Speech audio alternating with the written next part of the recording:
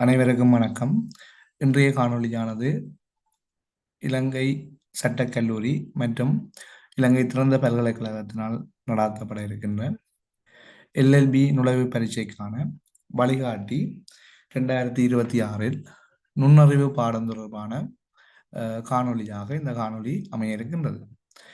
இந்த காணொளியிலே 2024 இலங்கை சட்டக்கல்லூரியில் நடைபெற்ற கடந்த கால பொது நுண்ணறிவு வினாத்தாள் தொடர்பான கலந்துரையாடல்கள் தொடர்ச்சியாக இடம்பெற இருக்கின்றன. அதற்கு முன்னதாக எமது சேனலை சப்ஸ்கிரிப்ஷன் செய்யாதவர்கள் சப்ஸ்கிரிப்ஷன் செய்து உங்கள் ஆதரவை எமது சேனலுக்கு தொடர்ந்து வழங்குமாறு கேட்டுக்கொண்டு நாங்கள் தொடர்ச்சியாக நுண்ணறிவு வினாத்தாளுக்குள் செல்வோம். அந்த வகையிலே 2024 இலங்கை சட்டக்கல்லூரி பொது நுண்ணறிவு வினாத்தாள் சட்டக்கல்லூரி நுழைவு பரீட்சை மட்டுமன்றி ஏனைய போட்டி பரீட்சைகளுக்கும் உதவக்கூடிய பல வினாத்தாள்கள் அல்லது ஏனைய போட்டி பரீட்சைக்குரிய வினாத்தாள் கட்டமைப்பு போன்றே இந்த சட்டக்கல்லூரி நுழைவு பரீட்சைக்குரிய வினாத்தாள் கட்டமைப்பும் காணப்படுகின்றது. இது 50 வினாக்களை கொண்டதாக அமைந்த ஒரு மணித்தியால வினாத்தாள்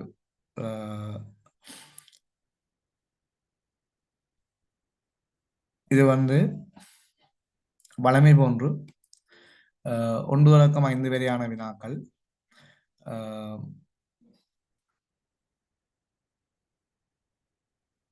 ABCD என பெயரிடப்பட்ட 4 எண்ணக்கரு சோடிகள் தரப்பட்டுள்ளன. அவற்றுள் 2 சோடிகளுக்கு இடையில் ஓரொத்த தொடர்புடைமை உண்டு. இச்சோடிகளை காட்டும் தெரிவை தெரிந்தெடுத்து அதனை குறித்து நீக்கும் இலக்கத்தை அவ்வினாவுக்கு எதிரே உள்ள புள்ளிக்கோட்டின் மீது எழுதுக. இதுல சொல்லப்பட்ட அறிவுறுத்தலை நாங்கள் கட்டாயம் பின்பற்ற வேணும். இந்த அறிவுறுத்தலை பின்பற்றாத வகையில் விடையளிக்கின்ற வினாக்கள் கவனத்தில் கொள்ளப்படாது அல்லது அந்த விடைகள் திருத்தப்படாது விடப்படும் என்பதையும் நீங்கள் கருத்தில் கொள்ள வேண்டும். அந்த வகையிலே இதுல A milligram gram, B mile kilometre, C நாள் ஆண்டு, D மில்லியன் பில்லியன். இப்போ உங்களுக்கு தெரியும் இதுல மில்லிகிராம் கிராம்ன்றது இது நிறைய அளக்கின்ற அலகு. அது மிகச்சிறிய அலகில இருந்து அது மில்லிகிராம் என்ற அலகில இருந்து அடுத்த கட்டமாக அது கிராம் என்ற பெரிய அளவை நோக்கி நகர்வடைகின்றது. அதே மாதிரி பிஏ பார்த்தீங்கன்னா மைல் கிலோமீட்டர், ஒருபோதும் மைல் அளவு நீளம் அளக்கிறதுக்கான அளவு, அதே போல கிலோமீட்டர் நீளத்தை அளப்பதற்கான அளவு. மைல் கிலோமீட்டர் என்ற அளவை விட பெரிதானது. 1 கிலோமீட்டரை விட ஒரு மைலின் மீட்டர் அளவு அதிகமானது. ஆகவே அது பெரிது, மைல் பெரிது. அடுத்தது கிலோமீட்டர் சிறிதாக காணப்படுகின்றது. பெரிதிலிருந்து சிறிதை நோக்கி அது நகர்வதாக அந்த சோடி சொல் அமைந்திருக்கின்றது. அதே மாதிரி சி நாள், நாட்கள் மாதமாக மாறும், மாதங்கள் ஆண்டுகளாக மாற்றமடையும். இப்போ இடையில ஒரு இடைவெளி ஒன்று காணப்படுகின்றது, அதையும் நீங்கள் கருத்தில் எடுக்க வேணும். அடுத்தது மில்லியன் பில்லியன். உங்களுக்கு தெரியும் அலகு வலயம், 1000 வலயம், மில்லியன் வலயம், பில்லியன் வலயம், இவ்வாறு அது வளர்ச்சி அடைந்து கொண்டு போகும். அப்ப இதுல கிட்டத்தட்ட மில்லிகிராம் கிராம்ன்றது இதுக்கு இடையில எந்த விதமான அளவைகளும் இல்லை. அதே மாதிரி மில்லியன் பில்லியன் இதுக்கு இடையிலேயும் எந்த விதமான கணிப்பீடுகளும் இல்லை அல்லது எண் அளவீடுகளும் இல்லை. இதுல பார்த்தீங்கன்னு சொன்னால் இந்த சிறிதிலிருந்து பெரிதை நோக்கி நகர்வடைகிறதுல மிக சரியான பொருத்தமான விடையாக ஏ மில்லிகிராம் கிராமும் மில்லியன் பில்லியனாகவும் காணப்படுகின்றது. மற்ற 2 தொகுதிகளையும் பார்த்தீங்கன்னு சொன்னால் நாள் ஆண்டு, நாட்கள் மாதமாக மாறி மாதங்கள் ஆண்டாக மாறும், இடையிலே ஒரு விடயம் அதுக்குள்ள விடுபட்டிருக்கின்றது.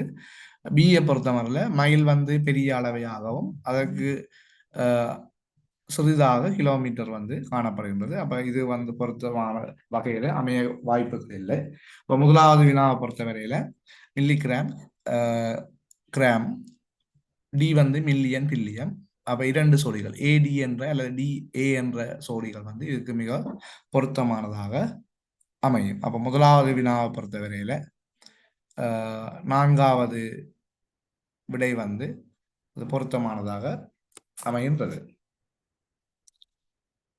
அது நீங்க புள்ளிக்கோள்ல அந்த விடையை வந்து தெளிவாக குறிப்பிட வேண்டும். அடுத்தது இரண்டாவது ஏ தொகுதி வந்து பௌதிகவியல், ரசாயனவியல். பி வந்து கணக்கீடு, பொருளியல். சி வந்து உயிரியல், தாவரவியல். டி வந்து இணைந்த கணிதம், தூய கணிதம். இதுல மிக பொருத்தமான சோடிகள், இரு சோடிகளை வந்து தெரிவு செய்ய வேணும். மிக பொருத்தமான சோடிகளாக வந்து பார்க்கலாம். இதுல வந்து ரசாயன பகுதியவியல், ரசாயனவியல் வந்து உங்களுக்கு தெரியும், கணித பிரிவு, விஞ்ஞான பிரிவில் உள்ளடக்கின்ற ஒரு உள்ளடக்கின்ற இரண்டு பாடங்கள். அதே போல வந்து கணக்கீடு, பொருளியல் இது வர்த்தகத்துறைக்குரியது. கணக்கீடு வர்த்தகத்துக்குரியது, பொருளியல் வர்த்தகத்துறைக்கு. அது மாதிரி கலைத்துறையிலையும் அதை நாங்கள் பயிலக்கூடிய வாய்ப்புகள் இருக்கின்றது. அதே மாதிரி உயிரியல், தாவரவியல் இது வந்து விஞ்ஞானத்துறை சார்ந்த ஒரு பாடப்பரப்பு. தற்போது உயிரியல் என்ற பெயரில் இருக்குது. அந்த உயிரியல் என்றதுக்குள்ள தாவரவியல் தற்போது உள்ளடக்கப்பட்டதாக இருக்கின்றது. ஆரம்பத்தில் அது இரண்டு வேறுபட்ட பகுதிகளாக காணப்பட்டிருந்தன. அதே மாதிரி டிஎம் வந்து இணைந்த கணிதம், தூய கணிதம். இது கணிதத்துறை சார்ந்த ஒரு பாடத்துறையாக மட்டுமே காணப்படுகின்றது. இது இணைந்த கணிதம், தூய கணிதம் என்ற இரண்டு பிரிவுகள் முன்னர் காணப்பட்ட, தற்போது இரண்டும் உள்ளடக்கப்பட்டு இணைந்த கணிதமாக காணப்படுகின்றது. ஆகவே பௌதிவியல், ரசாயனவியல் வந்து இரண்டு பாடத்துறை சார்ந்த விடயங்களாகவும், கணக்கீடு, பொருளியல் வந்து இரண்டு பாடத்துறை சார்ந்த விடயங்களாக காணப்படுகின்றன. அதேபோல உயிரியல், தாவரவியல் வந்து இணைந்த கணிதம், தூய கணிதம் என்று ஒரு பாடத்துறைக்கு மட்டும் முடித்ததாக, இரண்டும் வந்து ஒன்றிணைக்கப்பட்டதாகவும் இருக்கின்றன. அந்த வகையில வந்து உயிரியல் வந்து உயிரியலுக்குள்ள தாவரவியல் உள்ளடங்குகின்றது. இணைந்த கணிதத்துக்குள்ள தூய கணிதம் உள்ளடங்குகின்றபடியால் இதற்கு வந்து மிக பொருத்தமான விடையாக நான் கருதுகின்ற விடை சி, டி. அது உயிரியல், தாவரவியல், இணைந்த கணிதமும் தூய கணிதமும். இப்ப கணக்கீடு, பொருளியல் வந்து உங்களுக்கு கணக்கீடு வந்து கலைத்துறை சார்ந்த ஆக்கள் எடுப்பதோடு, அதே மாதிரி தற்போது நாங்கள் அந்த பாடத்துறை சில வேளைகளில் உங்களுக்கு முரண்பாடுகள் உருவாகலாம். ஏ வந்து இரண்டு பாடத்துறை சார்ந்ததாகவும், பி வந்து இரண்டு பாடத்துறை சார்ந்தது. இரண்டு சொல்றதுக்கு அப்பால இந்த கணக்கீடு, பொருளியல் பாடங்களை வந்து தொழில்நுட்பத்துறையினரும் வந்து தெரிவு செய்கிறதுக்கான வாய்ப்புகள் இருக்கும். அந்த அடிப்படையில் நாங்கள் இதுல மிக பொருத்தமானபடியாக சி, டி என்ற சோடியை வந்து மிக பொருத்தமான சோடியாக வந்து உள்வாகி கொள்கிறோம். அந்த வகையில இரண்டாவது வினாவுக்கு மிக பொருத்தமானபடியாக மூன்றாவது விடை காணப்படுகின்றது. அடுத்தது மூன்றாவது வினா வந்து ஏ வந்து பெட்ரோல் எரிபொருள், பி வந்து செங்கல் சுவர், சி வந்து சீமந்து கான்கிரீட், டி நெல் அரிசி. அப்ப இதுல பெட்ரோல் எரிபொருள்ல ஒரு வகை பெட்ரோல்னு சொல்ல முடியும். அதே மாதிரி பார்த்தீங்கன்னு சொன்னால் செங்கல் சுவரை செங்கல் சுவர். இப்ப செங்கலுக்கும் சுவருக்கும் என்ன தொடர்புன்னு சொன்னால், சுவரை வந்து நாங்கள் கட்டி எழுப்புவதற்கான பிரதான ஒரு பொருளாக செங்கல் இருக்கு. இதுக்கு துணை பொருட்கள் வேறு இருக்கின்றன. பிரதான பொருள் செங்கல் வந்து சுவருக்கு பிரதான பொருளாக அமைகிறது. அதே மாதிரி சீமந்து கான்கிரீட்ல வந்து பிரதான பொருள் அல்லது கான்கிரீட்டை வலுவடைய செய்கிற அல்லது கான்கிரீட்டுக்கு ஒரு உருவத்தை கொடுக்கிற விடயம் வந்து இந்த சீமந்து தான். அது வந்து ஒரு வலுவானதாக இருக்கும். கான்கிரீட்ல பிரதான ஒரு மூலப்பொருளாக சீமந்து காணப்படும். அதே போன்று வந்து நெல் அரிசி ஒரு காலம் வந்து அரிசிக்குரிய மூலப்பொருளாக கருதுறதில்லை. அதை நெல்லை வந்து நாங்கள் அரிசியாக மாற்றிக்கொள்கிறோம். நெல்லில் இருந்து அரிசி பெறப்படுகின்றது. அப்ப நாங்கள் நெல்லிலிருந்து அரிசி பெறுகின்றோம். செங்கல்ல இருந்த ஒரு காலம் சுவர் பெறப்படுறது. சுவரை எழுப்புவதற்கான இல்லை சுவரை உருவாக்குவதற்கான பிரதான மூலப்பொருளாக இந்த செங்கல் வந்து காணப்படுகின்றது.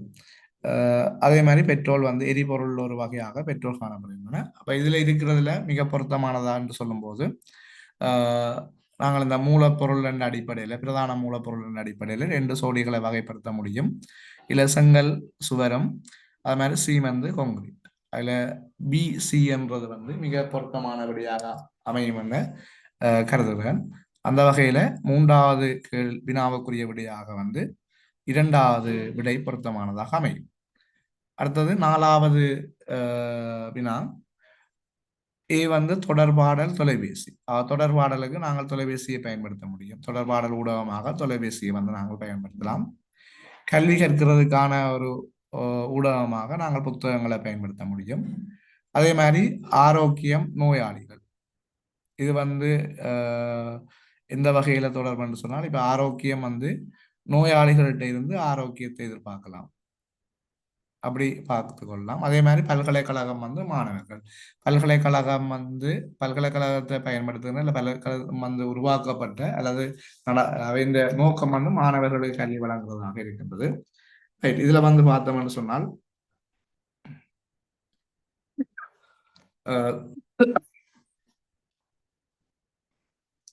இதுல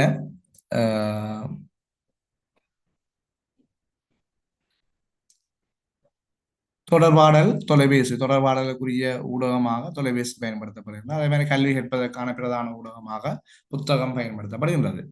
மாணவர்கள் பல்கலைக்கழகம், அதே போன்று நோயாளிகள் ஆரோக்கியமா என்றது தொடர்பு. அதற்கான தொடர்புகள் ஏனைய இந்த ஏபி என்ற தொடர்புகளோடு ஒப்பிடும்போது ஒரு விலகி கொள்ளக்கூடிய வகையில் அது அமைந்திருக்கின்றது. மாணவர்கள் பல்கலைக்கழகத்திலிருந்து கல்வியை பெறலாம் அல்லது பயனை பெற்றுக் கொள்ளலாம். ஆனால் இதை விட வேறு விடயங்களும் இருந்து மாணவர்கள் அந்த பயனை பெற்றுக் கொள்ளக்கூடிய சந்தர்ப்பங்கள் அமைந்திருக்கும். அந்த வகையில் இது மிக பொருத்தமானதாக ஏபி என்ற 2 சோடிகளையும் மிக பொருத்தமான சோடிகளாக உள்வாங்க முடியும். உங்களுக்கு இதில் ஏதேன் மாற்று விடைகள் இருக்குமாக இருந்தால், ஏதேனும் மாற்று விடைகள் இருக்குமாக நீங்கள் கொமெண்ட்ஸ் ஊடாக தெரிவிக்கலாம். உங்களுடைய பார்வை அல்லது உங்களோட அவதானம் வேறு ஒரு வகையில் சிந்திக்கலாம். அந்த வகையில் இது பொதுவாக வினா தயாரிப்பவரின் சிந்தனை அடிப்படையில் இதற்கான விடைகள் பெரும்பாலும் அமைகின்றன. ஒவ்வொருவருடைய சிந்தனைக்கு ஏற்ற வகையில் மாற்று விடைகள் அமைகிறதுக்கான வாய்ப்புகளும் இருக்கின்றது. அதே போன்று 5வது வினா சொத்துக்கள், பொறுப்புகள், வருமானங்கள், செலவினங்கள், உற்பத்திகள், நன்மைகள், விலை, கேள்வி. இதுல ஒரு வணிகத்துறை சார்ந்த விடயங்கள் இதுல காணப்படுகின்றது. சொத்துக்கள், பொறுப்புகள், அதாவது சொத்து, பொறுப்பு, வருமானம், செலவினங்கள். இது கணக்கீட்டோட தொடர்புடைய 2 விடயங்கள். உற்பத்தி, நன்மைகள், விலை, கேள்வி, இந்த 2க்கும் ஏனையவற்றோட எந்த விதமான தொடர்புகளும் இல்லை. விலை, கேள்வி அல்லது அங்கால வேறு விலை நிரம்பல் சம்பந்தம் அப்படி ஏதாவது விடயங்கள் செய்திருந்தால் அதை நாங்கள் கருத்தில் எடுத்துக்கலாம். கணக்கீட்டோடு சேர்ந்த விடயம் என்றபடியால் இதுல நான் ஏஎம்பிஏம் ஒரு சோடியாக மாற்றுவேன். அப்ப இதுக்கு 5வது வினாவுக்குரிய மிகச்சிறந்த சோடியாக 1வது விடை அமைகின்றது. அந்த வகையில முதல் 5 வினாக்களுக்கு உரிய எனது பார்வையில அல்லது எனது சிந்தனை அடிப்படையில் இந்த வினாக்களுக்குரிய விடைகளை தெரிவு செய்திருக்கிறேன். உங்களுக்கான மாற்று ஏதாவது தெரிவுகள் இருந்தால் நீங்கள் கொமெண்ட்ஸ் ஊடாக தெரிவிக்க முடியும். தொடர்ந்து 6 தொடக்கம் 10 வரையான வினாக்கள். அடுத்தது 6 தொடக்கம் 10 வரையான வினாக்கள்ல ஒவ்வொன்றிலும் 4 எண்ணக்கரு சோடிகள் வீதம் வேறு வேறாக முன்வைக்கப்பட்டுள்ளன. அவற்றில் 3 எண்ணக்கரு சோடிகளை ஒரு குறித்த காரணத்துக்காக ஒரு விசேட தொகுதிகளில் உள்ளடக்க முடியும். அவ்வாறு உள்ளடக்க முடியாத எண்ணக்கரு சோடியை தெரிவு செய்து அதனை குறித்து விளக்கத்தை அவ்வினாவுக்கு எதிரே உள்ள புள்ளிக்கோட்டின் மீது எழுத சொல்லி சொல்லியிருக்கிறோம். இதுல யாழ்ப்பாணம் வடமாகாணம், குருநாகல் வடமேல் மாகாணம், கம்பகா மேல் மாகாணம், கண்டி மத்திய மாகாணம்.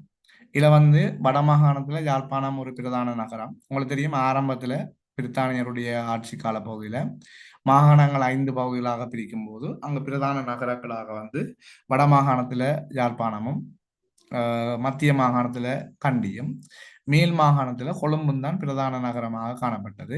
அதற்கு பிறகு ஏனைய மாகாணங்கள் தொடர்ச்சியாக பிரிக்கும் போது வடமேல் மாகாணத்தின் முக்கிய நகரமாக குருநாகல் காணப்படுகின்றது.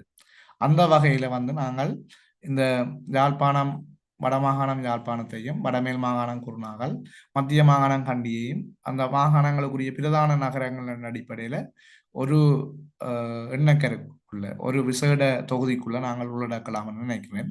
அந்த வகையில் கம்பகா மேல் மாகாணம் என்பது வந்து இந்த 4 சோடிகளும் எண்ணக்கரு சோடிகளுக்கையும் வேறுபட்ட ஒன்றாக அமைகின்றது. அந்த வகையில வந்து கம்பகா மேல் மாகாணம் என்பது வந்து இந்த ஏனைய சொற்சோடிகளுக்கு பொருத்தமானதாக அமையாதுன்னு நினைக்கிறேன். அந்த வகையில 3வது விடை வந்து மிக பொருத்தமானதா இருக்கு. ரைட். அடுத்தது வந்து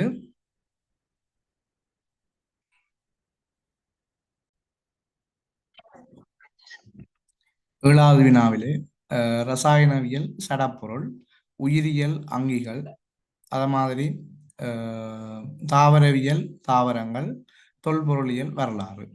இதில் வந்து ரசாயன ரசாயனவியலை பொறுத்தவரையில சடப்பொருட்கள் தொடர்பான விடிய பரப்புகள், அதனோடு இணைந்து வேறு பௌதிகத்தன்மை கொண்ட வேறு விடயங்களும் ரசாயனியல்ல வந்து ஆய்வு செய்யப்படுகின்றன. அல்லது வந்து அது இந்த விடயப்பரப்புக்குள்ள சடப்பொருள் மட்டுமல்ல ஏனைய விடயங்களும் வந்து அதில் உள்ளடங்குறதாக இருக்கும்.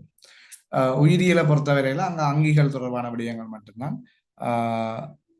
அது இந்த பாடப்பரப்பில் உள்ளடங்குற விடயங்களாகவும், தாவரவியல்ல வந்து தாவரங்கள் மட்டும் வந்து அந்த தாவரவியல் என்ற பாடப்பரப்புகள் உள்ள விடயங்களாகவும், தொல்பொருளியலை பொறுத்தவரையில அங்கே வரலாறு சார்ந்த விடயப்பரப்புகள் ஆய்வுக்குட்படுத்தப்படுற அல்லது கண்டுபிடிக்கிற விடயங்கள் அதில் உள்ளடக்கப்படும். ஆகவே இதில் ரசாயனியலை பொறுத்தவரையில சடப்பொருள் மற்றும் ஏனைய சில ரசாயனங்கள் போன்ற விடயங்களும் அதுக்குள்ள உள்ளடக்கப்படுறது.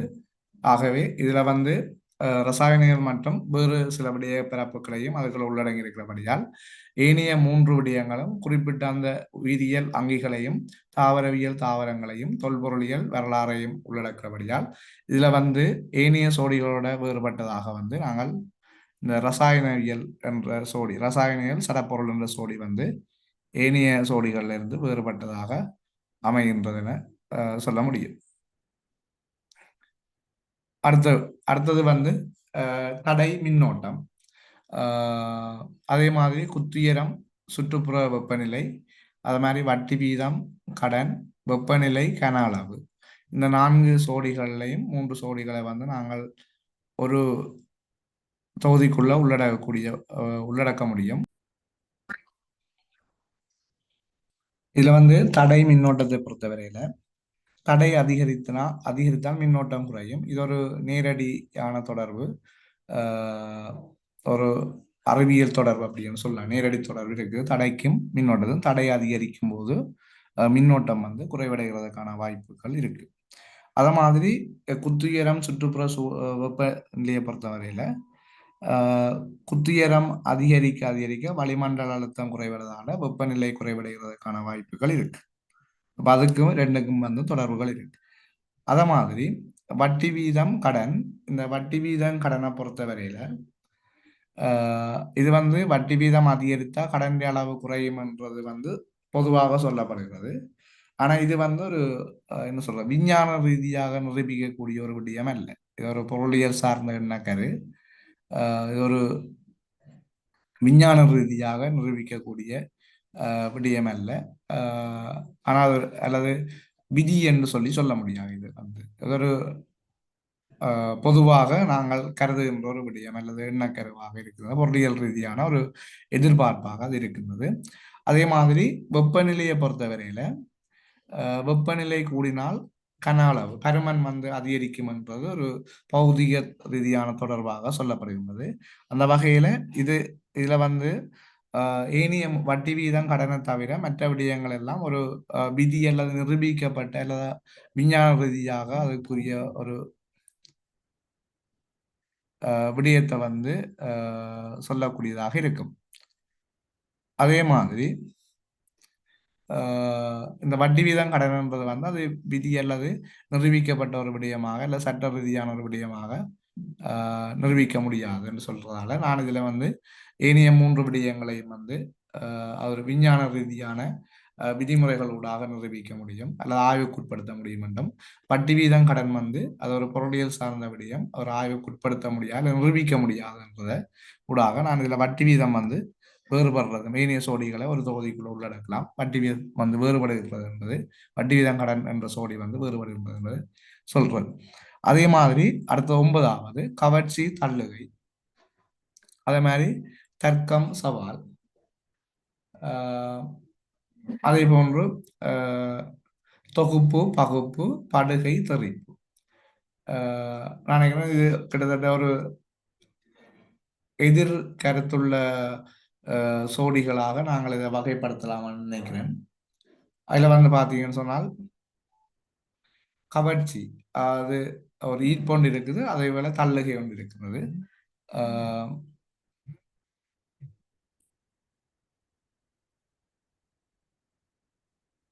ஈர்ப்பு அதே போல தள்ளுகை ஒன்று காணப்படும். அதே மாதிரி வந்து தர்க்கம் சவால், அது வந்து இரண்டு சொற்களுக்கு இடையிலான அந்த எதிர்கருத்தெடுப்பதை வந்து பொருத்தமற்றதுன்னு தான் நினைக்கிறேன். அது மாதிரி தொகுப்பு பகுப்பு, அது விடயங்களை தொகுக்கிறது, அப்புறம் அதை பகுப்பாய்வுக்கு உட்படுத்துறது, அது ஒன்றாக்குறது, ஒரு சுருக்கமாக கொண்டு வர்றது, அடுத்த பகுப்பாய்வு அதை விரிவுபடுத்துறது. ஆகவே அது எதிர்த்தொடர்புள்ளதாகவும். அடுத்த படுகை தெரிப்பு, படுகை அடுத்தது வந்து தெரிப்பு, இதுவும் வந்து ஒரு எதிர்கருத்து உள்ளதாக இருக்கும். ஆகவே இதுல இரண்டாவது விடை வந்து ஏனைய தொகுதிகள் ஏனைய சோடிகள்ல இருந்து வேறுபடுறதாக கருதுறது.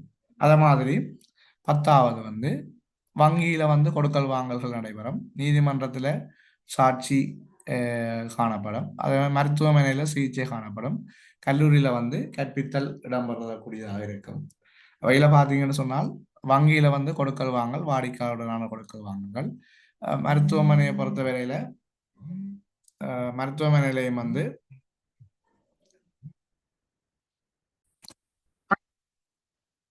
இதுல வந்து அந்தந்த நிறுவனங்களின் தொழிற்பாடுகளின் அடிப்படையில் அல்லது வழங்கப்படுகின்ற சேவைகள் அடிப்படையில் வந்து ஒரு தொகுதியாக மாற்ற முடியும். வங்கியில் வந்து கொடுக்கல் வாங்கல்கள், மருத்துவமனையில் சிகிச்சை, கல்லூரியில் வந்து கற்பித்தல், நீதிமன்றம் வந்து நீதிமன்றம் சாட்சி, அது வந்து வென்ற தொழிற்பாடல், நீதிமன்றத்தின் தொழிற்பாடல் அது வேறு விதமான தீர்ப்பு வழங்குறது அல்லது விசாரணைகள் அப்படியான செயற்பாடு வேண்ட தொழிற்பாடாக அமையும்.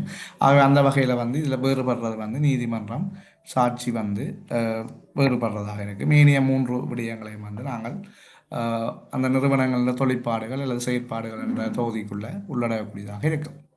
இதில் ஏதேனும் மாற்று விடைகள் இருக்குமாக இருந்தால் நீங்கள் கொமெண்ட்ஸ் ஊடாக தெரியப்படுத்த முடியும். அதை பரிசீலனை செய்து நான் நேரடி வகுப்புன்னு சொன்னால் கலந்துரையாடி ஒரு முடிவுக்கு வரலாம். இருந்த போதும் இது எனது அபிப்பிராயத்துக்கு அமைவாக சில வினாக்களை விடைகளை வந்து நான் உங்களிடம் பகிர்ந்து கொள்கிறேன். உங்களுக்கு மாற்று கருத்துக்களாக இருக்குமா இருந்தால் நீங்கள் அதை தெரிவிக்க முடியும். இந்த வினாத்தாள் வந்து உங்களுக்கு பிடிஎஃப் கிடைக்க வேணும்னு சொன்னால் அந்த முதலாவது கொமெண்ட்ஸில் ஒரு வாட்ஸ்அப் குரூப்புக்குரிய லிங்க் கொண்டு போடுறேன். அதில் இணைந்து நீங்கள் அந்த பிடிஎஃபை வந்து பெற்றுக்கொள்ளக்கூடிய இருக்கும். அடுத்த வினாவுக்கு நாங்கள் போவோம். இது வந்து 11 தொடக்கம் 15 வரையான வினாக்கள் பின்வரும் பந்தியையும் அதன் கீழ் தரப்பட்ட சொற்பட்டியலையும் அடிப்படையாக கொண்டவை. கடல்சார் மாசடைதலை தடுப்பதற்கான வலயம் 1976 கடல்சார் வலய சட்டம் மாசடைதலை தடுப்பதற்கான வலயங்களை ஸ்தாபிப்பதற்கு வாய்ப்பை ஏற்படுத்துகின்றது. அத்தகைய வலயங்களை நாட்டுக்கடலுக்கு டேஸ் அமைக்க வேண்டும் எனவும், அத்தகைய வலயங்களில் மாசடைதலை தடுப்பதற்கு சுற்றாடல் சமநிலையை டேஸ் உரிய அமைச்சர் நடவடிக்கைகளை மேற்கொள்ள வேண்டும் எனவும் அதில் பிரகடனப்படுத்தப்படுகின்றது. கடல்சார் வலய டேஸ் கீழ் நாட்டு கடல் அளக்கப்படும் மூலக்கோட்டிலிருந்து 200 டேஸ் மைல், உங்களுக்கு தெரியும் கடல் நீளம் வந்து கடல் மைல்னு சொல்றது. அப்ப டி வந்தா இல்ல கடல் மைல் தான், சொற்பட்டியல பாருங்க கடல் மைல் கடல் ஒன்று இருக்குது. ஓகே, அப்ப அதுல வந்து டிக்குரிய பகுதியாக வந்து நாங்கள் 3ஆவதாக கொடுக்கலாம். இது நாங்கள் அறிந்த விடயம் என்றபடியால் இலகுவாக எங்களுக்கு அதை அடையாளப்படுத்தக்கூடிய இருக்கிறது. ஆகவே இதில் வந்து டி என்ற ஆங்கில எழுத்துக்குரிய சொல் வந்து கடலாக அமையப்படும். கடல் மைல் தூரத்தில் இத்தகைய ஒரு வலயத்தின் எல்லைகள் துணியப்படும். கடல்சார் டேஸ் பற்றிய விசேட கட்டளைகள் 1981 இலங்கை அரசியல் அமைப்பில் சட்டமாக்கப்பட்டுள்ளது. இதில் பார்த்தீங்கன்னு சொன்னால் ஆஹ், முதலாவது ஏயில பாருங்க, அத்தகைய வலயங்களை நாட்டு கடலுக்கு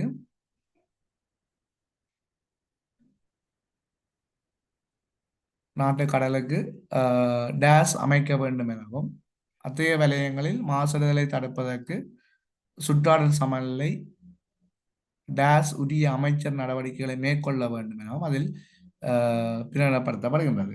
அப்ப ஏக்கு வந்து ஒரு பொருத்தமான சொல் வர வேணும். அதே மாதிரி பிஏ பொருத்தம் அல்ல,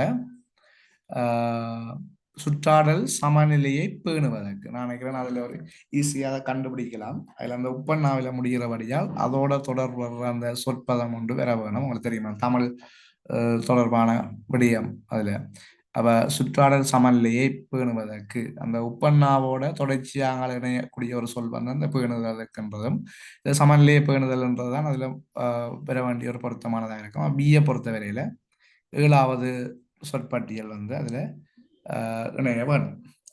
அதே போல வந்து நாங்கள் தொடர்ந்து போவோம். தெரிந்ததை குறித்து கொண்டு அங்கால அடுத்த கட்டம் தெரியாத பற்றி யோசிப்போம். கடல்சார் வலைய டேஸ் கீழ். அப்ப கடல்சார் வலைய இதில் பொருத்தமானது பார்த்தீங்கன்னு சொன்னால்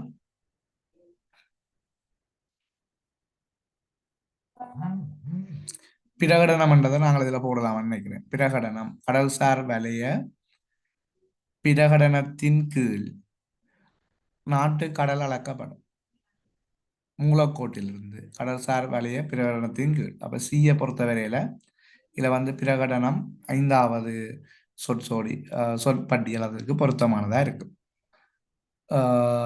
கடல் அளக்கப்படும் மூலக்கோட்டிலிருந்து 200 கடல் மைல் தூரத்தில் இத்தகைய ஒரு வலயத்தின் எல்லைகள் துணியப்படும். தொடர்ந்து கடல்சார் டேஸ் பற்றிய, அப்ப இதுல வந்து கடல்சார் டேஸ் பற்றியன்னு சொல்லும்போது கடல்சார் மாசடைதல் பற்றிய கட்டளைகள் அல்லது வேறு சொல்ல பாருங்க அதுக்கு பொருத்தமாக வருமா இருந்து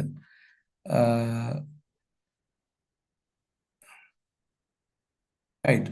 அதுல வந்து மிக பொருத்தமானது வந்து கடல்சார் மாசடைதல் பற்றியன்றது பொருத்தமானதாக இருக்கும்னு நினைக்கிறேன்.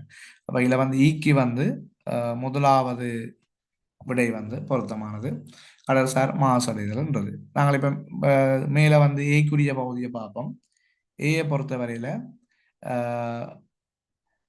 இந்த கடல்சார் மாசடைதலை தடுப்பதற்கான வலயங்கள் வந்து கடலுக்கு தனியாக அமைக்க வேணும், மற்றது ஏனைய நிலப்பரப்புகளுக்கு தனியாக அமைக்க வேண்டும் என்று வரலாமன்னு நான் எதிர்பார்க்கிறேன்.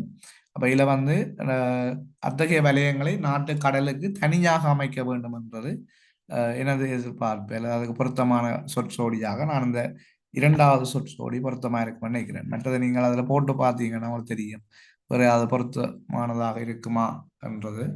Right, okay. அப்ப இதுல வந்து பார்த்தீங்கன்னா வாசிச்சு பார்த்தீங்கன்னா உங்களுக்கு தெரியும் அத்தகைய வலயங்களை நாட்டு கடலுக்கு தனியாக அமைக்க வேண்டும் எனவும், அத்தகைய வலயங்களில் மாசடைதலை தடுப்பதற்கு சுற்றாடல் சமநிலையை பேணுவதற்கும் உரிய அமைச்சர் நடவடிக்கைகளை மேற்கொள்ள வேண்டும் எனவும் அதில் பிரகடனப்படுத்தப்படுகின்றது.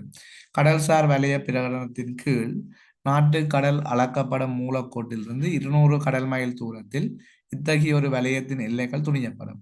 கடல்சார் மாசடைதல் பற்றிய விசேட கட்டளைகள் 1981 இலங்கை அரசியலமைப்பு சட்டமாக்கப்பட்டுள்ளது.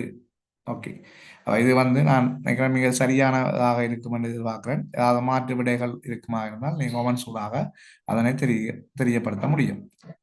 அடுத்த வினா வந்து 16 தொடக்கம் 20 வரையான வினாக்கள் பின்வரும் தகவலை அடிப்படையாக கொண்டவை.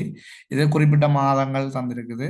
மாதத்தின் 1ஆம் தேதி என்ன கிழமையில வரும் என்றது தந்திருக்குது. அப்ப ஒரு குறித்த ஆண்டின் 8 அடுத்துள்ள மாதங்கள், தொடர்ச்சியாக 8 மாதங்கள். அது எதுல ஆரம்பிக்குதுன்னு தெரியாது, இதுல முடிவடைகிறது தெரியாது. ஆனால் ஒரு உதாரணம் ஜனவரியில் ஆரம்பிச்சா தொடர்ச்சியாக அந்த 8 மாதங்கள் வரும். பிப்ரவரியில் ஆரம்பிச்சதா தொடர்ச்சியாக 8 மாதங்கள் வரும். அப்ப இதுல வந்து 1ஆம் தேதி என்ன நாள் என்றும் அட்டவணையில் காட்டப்பட்டிருக்கு. அந்த 8 மாதங்களுக்கு முறையே ஏயில இருந்து எச் வரையுமான பெயர்கள் வந்து இடப்பட்டிருக்க வேண்டும் சொல்லப்பட்டிருக்கிறது. அதற்கு அமைவாக வினாவுக்குரிய சரியான விடையை தெரிவு செய்து அத்தெரிவை குறித்திணைக்கும் இலக்கத்தை வினாவுக்கு எதிர உள்ள புள்ளிக்கோட்டு மீது எழுதட்டுமா. ரைட், நாங்கள் இப்ப இது ஒரு கலண்டர் சார்ந்த வினா. தொடர்ச்சியாக நாங்கள் இது தொடர்பான சில விடயங்கள் ஒரு கலண்டர் தொடர்பான வினாவிலே இதுக்கு உரிய சில அடிப்படை விடயங்கள் தொடர்பாக கலந்துரையாடி கொண்டு தொடர்ந்து இந்த வினாவை பார்க்கலாம். இதுல வந்து நான் இப்போ ஒரு இந்த கீழ்ப்பகுதியில் பார்த்தீங்கன்னா உங்களுக்கு தெரியும் ஒரு கலண்டர் மாதிரி ஒரு மாதிரி அமைப்பு போட்டிருக்கேன். திங்கள்ல இருந்து ஞாயிறு வரையிலான திங்கள், செவ்வாய், புதன், வியாழன், வெள்ளி, சனி, ஞாயிறு. இப்போ நாங்கள் இதில் சில உதாரணத்துக்கு சில விடயங்களை வந்து இதில் சொல்ல கலந்துரையாட இருக்கலாம். என்னென்றால் இப்போ உதாரணத்துக்கு வந்து ஒரு செவ்வாய்க்கிழமை அல்லது திங்கட்கிழமை முதலாம் தேதியோட துவங்குற ஒரு மாதம். இது வந்து 30ஆம் தேதி முடிவடையுதுன்னு சொன்னார். 30ஆம் தேதியில வந்து முடிவடையுதுன்னு சொன்னால் அந்த முடிவடைகிற காலப்பகுதி இதில் சும்மா உதாரணத்துக்காக போடுறோம், உங்களை விளங்கணும் பண்ணுறதுக்காக போடுறோம். அப்புறம் நீங்கள் போட்டு பார்க்குறீங்கள இதில் வந்து ஒரு கலண்டர், ஒரு மாதத்துக்கான கலண்டர் திங்கட்கிழமை துவங்குற மாதிரி வடிவமைப்போம். இப்போ பார்த்தீங்கன்னா இதில் ஒரு 30 நாட்களை கொண்ட ஒரு மாதம் வந்து உங்களுக்கு முழுமையாக வந்து காட்சிப்படுத்தியிருக்கிறேன். இதில் பார்த்தீங்கன்னா திங்கட்கிழமை வந்து இந்த மாதத்தின் முதலாவது நாள் திங்கட்கிழமை. அப்போ 30ஆம் தேதி முடிவடைகிற மாதமாக இருந்தால் பாருங்க, திங்கட்கிழமை வந்து 30ஆம் தேதி முடிவடையும் போது திங்கட்கிழமை என்ன நாளில் ஆரம்பிக்கிறோமோ அல்லது என்ன நாள் முதலாம் தேதியாக காணப்படுகின்றதோ அந்த நாள் வந்து கட்டாயம் 4 நாள் இருக்கும். சாதாரணமாக ஒரு 28 நாட்களை கொண்டிருந்தால் 4 நாள் இருக்கும். அதே மாதிரி 30 நாட்களை கொண்ட மாதம் அல்லது 29ஆம் தேதி கொண்ட லீபர் இடத்துல வந்து ஒரு பிப்ரவரி மாதம் அமையலாம். அதே மாதிரி 30 நாட்கள். அப்போ சாதாரண 30 நாட்கள்னு சொல்லும்போது திங்கட்கிழமை ஆரம்பிக்கும் போது அதில் வந்து 5 திங்கட்கிழமை காணப்படுகின்றது. பாருங்க, அதில் 5 திங்கட்கிழமை வந்து காணப்படுகின்றது. ஆரம்பிக்கிற நாள் வந்து 5 கிழமை, ஆரம்பிக்கிற நாள் 5 கிழமை காணப்படுகின்றது. அதுதான் திங்கட்கிழமை ஆரம்பித்தது 29ஆம் தேதி திங்கட்கிழமை முடிவடைகின்றது. அடுத்த 30ஆம் தேதி செவ்வாய்க்கிழமை, அடுத்தது புதன்கிழமை அடுத்த மாதத்தின் 1ஆம் தேதி பெறப்போகுது.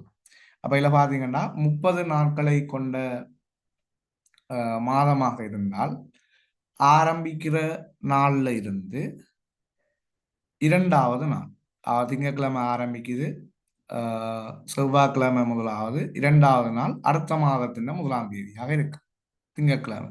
அதாவது 30ஆம் தேதியை கொண்ட மாதம்னு சொன்னால் ஆரம்பிக்கிற நாளுக்கு 2வது நாள் அடுத்த மாதத்துக்குரிய 1ஆம் தேதியா இருக்கு. அப்ப திங்கட்கிழமை 1ஆம் தேதி உள்ள ஒரு மாதம் வந்து 30ஆம் தேதி முடிவடைகிற மாதமாக இருந்தால் செவ்வாய்க்கிழமை 30ஆம் தேதி இருக்கும். அதே போல வந்து புதன்கிழமை 1ஆம் தேதி வரும். இது 30 நாட்களை கொண்ட மாதத்துக்கு. 31 நாட்களை கொண்ட பாருங்க, திங்கட்கிழமை ஆரம்பிச்சால் அங்க 2 நாட்கள், 3வது நாள் வந்து 1ஆம் தேதியா இருக்கு.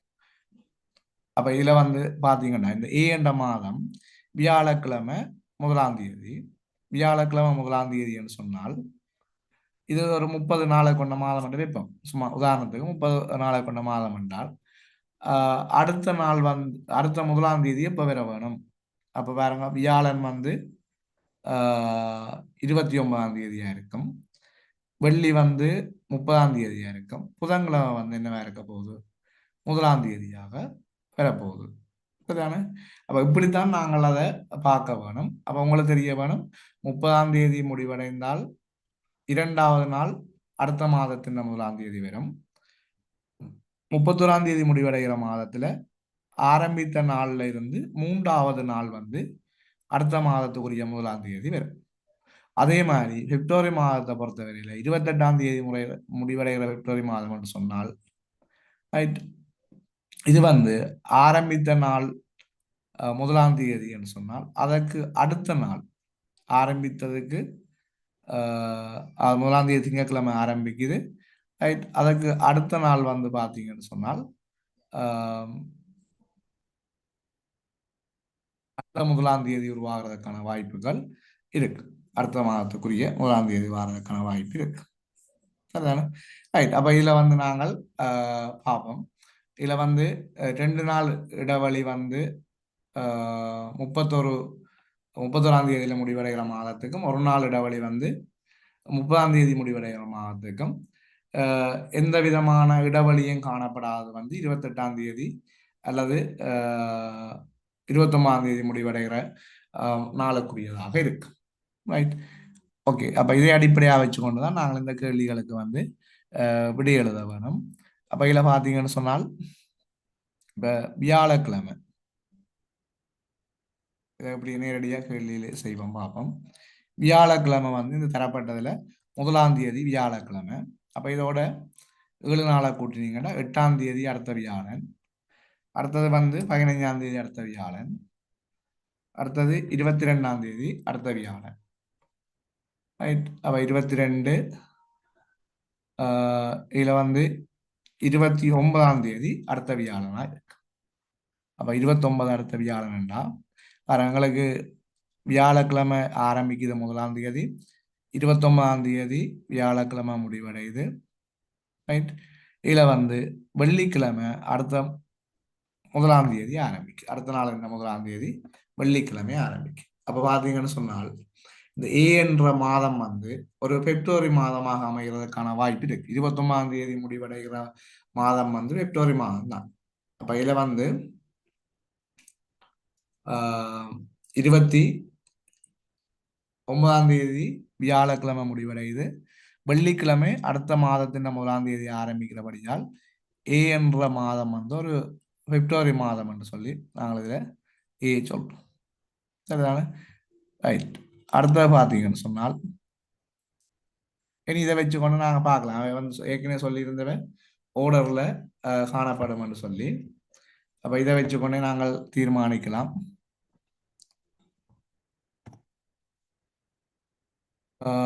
பிப்ரவரி, மார்ச், ஏப்ரல் என்று போகும். ஆனால் நான் ஏற்கனவே சொன்ன மாதிரி உங்களை தியரி இல்லை இது 28ஆம் தேதி முடிவடைந்தால் அந்த ஆரம்பிக்கிற நாள்லேயே அடுத்த 1ஆம் தேதி ஆரம்பிக்கும் என்றதை கவனத்தில் கொள்ளுங்க. அதில் வெள்ள சொன்னதில் வந்து ஒரு நாள் பின் அடுத்த நாள் என்று சொல்லியிருந்தான். ஆரம்பிக்கிற என்ன தேதியில் 28 ஆரம்பிக்கப்படுதோ அன்றைய நாளே அடுத்த மாதத்துக்குரிய நாளும் ஆரம்பமாகும் என்றதை நீங்கள் அதில் கவனத்தில் எடுக்க வேணும். அடுத்தது பாருங்க, இப்போ வெள்ளிக்கிழமை வந்து 1ஆம் தேதி அடுத்த மாதத்துக்கு, அது என்ன மாதத்துக்குரிய என்று பார்ப்போம்.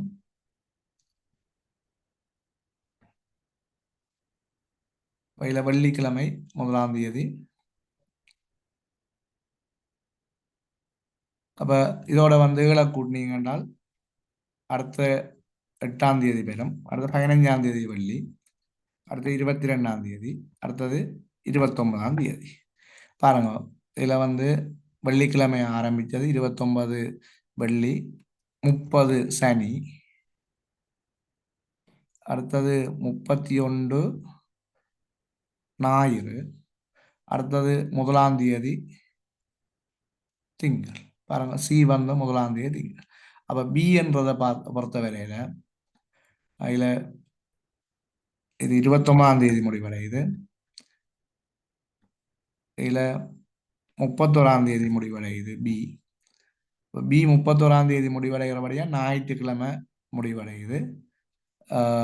அடுத்த திங்கட்கிழமை அடுத்த மாதம் ஆரம்பிக்குது. அப்போ திங்கள் ஆரம்பிக்கும் போது நாங்கள் அதையும் பார்ப்போம், கணிச்சு கொள்வோம். கணிச்சு போட்டு பிறகு நேரடியாக அதில் இருக்கிறது உங்களுக்கு விளக்கத்துக்காக தான் அப்படி சொல்கிறேன். நேரடியாக நாங்கள் இந்த தரப்பட்ட தகவலை வச்சுக்கொண்டு வெளியெடுக்கலாம். அப்போ 1ஆம் தேதி திங்கள் துவங்குது, 8ஆம் தேதி, 15ஆம் தேதி அடுத்தது 3ஆவது திங்கள், 22ஆம் தேதி 4ஆம் திங்கள், 29 5ஆவது திங்கள், செவ்வாய்க்கிழமை 30ஆம் தேதி. பாருங்க, திங்கள் சி என்ற மாதம் அது திங்கள் ஆரம்பிக்குது, டி என்ற மாதம் புதன் ஆரம்பிக்குது. அவை 30ஆம் தேதி முடிஞ்சால் புதன்கிழமை 1ஆம் தேதி. அப்போ சி என்ற மாதம் வந்து 30ஆம் தேதி முடிவடைகிற அல்லது 30 நாட்களை கொண்ட மாதங்களாக அமையும். அப்போ இதில் வந்து ஏற்கனவே நான் பிப்ரவரி என்று போட்டபடியால் இது மார்ச், இது வந்து ஏப்ரல், அதை ஓர்டரில் சொல்ல இருந்ததான. அடுத்தது வந்து மே, இதில் ஜூன், அடுத்தது ஜூலை ஓர்டரில் இருக்குன்னு சொன்னபடியே நாங்கள் ஈஸியாக அதுக்கு இப்படி எழுதிக்கொள்ளலாம். அடுத்தது இது வந்து ஆகஸ்ட், இது வந்து செப்டம்பர். ஓகே, அப்ப இதை வச்சு கொண்டு உங்களுக்கு தெரியும் மே 31 முடிவடையுது, ஜூன் 30 முடிவடையும், ஜூலை 31, ஆகஸ்ட் 31, செப்டம்பர் 30 முடிவடையும். இதில் தரப்பட்ட 8 மாதங்களில் எத்தனை மாதங்கள் 30 நாட்களை கொண்டுள்ள மாதங்கள்? ஏப்ரல், அது மாதிரி ஜூன், செப்டம்பர் 3 மாதங்கள் வந்து 30 நாட்களை கொண்ட மாதங்களாக இருக்கும். அப்போ 16வது வினாவை பொறுத்தவரையில் முதலாவது விடை வந்து அதுக்கு பொருத்தமானதாக இருக்கும்.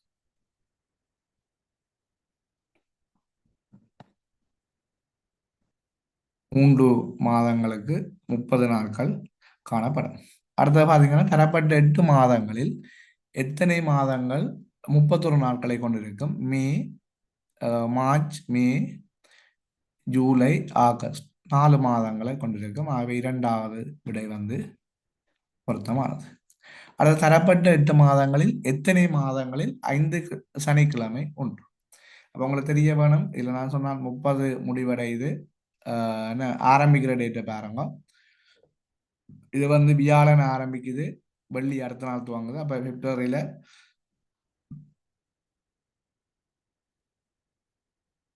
5 சனிக்கிழமை இருக்க வாய்ப்பு இல்லை, வியாழன் தான் 5 வியாழன் இருக்கு. அடுத்தது பார்த்தீங்கன்னா மார்ச் மாதத்தை பொறுத்த வரையில் வெள்ளிக்கிழமை ஆரம்பிக்குது, நீங்கள் விரும்பினால் அதை பார்க்கலாம்.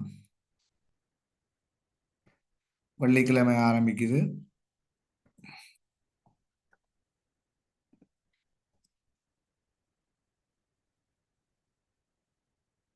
ரைட். அதில் சனிக்கிழமை 30ஆம் தேதி, அதுவும் 5 நாள். ஞாயிற்றுக்கிழமை 31ஆம் தேதி. அப்போ இங்கே வந்து பார்த்தீங்கன்னா இதில் மார்ச் மாதத்தை பொறுத்த வரையில் வெள்ளிக்கிழமை ஆரம்பிப்படியாக 5 சனிக்கிழமை இருக்குது, 5 ஞாயிற்றுக்கிழமை இதில் இருக்குது. அப்போ மார்ச் மாதம் உண்டு, சனியும் ஞாயிறும் அதில் வரும்.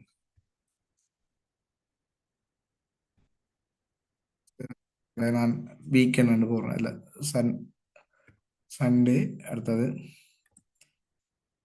சாட்டர்டே, சண்டேன்னு போட்டுருவேன். ரைட். ஏப்ரலை பொறுத்தமல்ல திங்கட்கிழமை ஆரம்பிக்குது. அப்போ 29ஆம் தேதி திங்கட்கிழமையை முடிவடையும். அது செவ்வாய்க்கிழமை 30 நாள். அப்போ இதில் பார்த்தீங்கன்னா திங்கள் வந்து 5 திங்களும் 5 செவ்வாயும் வந்து காணப்படுறதா இருக்கும் ஏப்ரலை பொறுத்தவரையில். மற்றது புதன்கிழமை ஆரம்பிக்குது, புதன் 5 புதன் இருக்கும், ஆரம்பிக்கிற நாள் 5ல் இருக்கும். அதுக்கு பிறகு வர வியாழன், வெள்ளி 31 முடியுது. புதன்கிழமை 29, வியாழக்கிழமை 30, வெள்ளி 31. ஆகவே அந்த மாதத்திலேயும் 5 சனி வராது. அடுத்த சனிக்கிழமை ஆரம்பிக்கிறதுக்கும் 5 சனி வரும். அப்போ இதில் பார்த்தீங்கன்னா இதுக்கு 5 சனியும் 5 ஞாயிறும் இருக்கும்.